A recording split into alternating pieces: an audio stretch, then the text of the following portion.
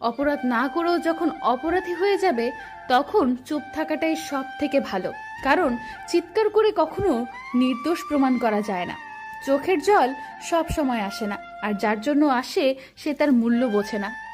কারো ব্যাপারে কিছু বলার আগে সত্যটা ভালো করে যাচাই বাছাই করে নেওয়া ভালো, কারণ খালি চোখে আমরা যা দেখি তা মিথ্যাও হতে পারে। একজন এসে কোনো কিছু বলল আর আমরা যাচাই না করে তা বিশ্বাস করলাম, এটা বোকামি ছাড়া আর কিছুই না। মনে রাখবেন, মিথ্যের আড়ালে লুকিয়ে থাকা সত্যটা অনেক সময় বেশ চমকে দিতে পারে।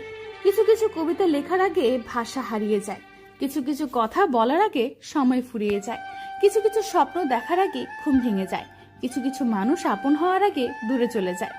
যে নারী অসম্ভব ভালোবাসতে পারে সে নারী ঘৃণাও করতে জানে। যে নারী রাগ করে বারবার হারিয়ে গেলেও ফিরে আসতে পারে সে নারী প্রচন্ড অভিমানী চিরতরে হারিয়ে যেতে পারে।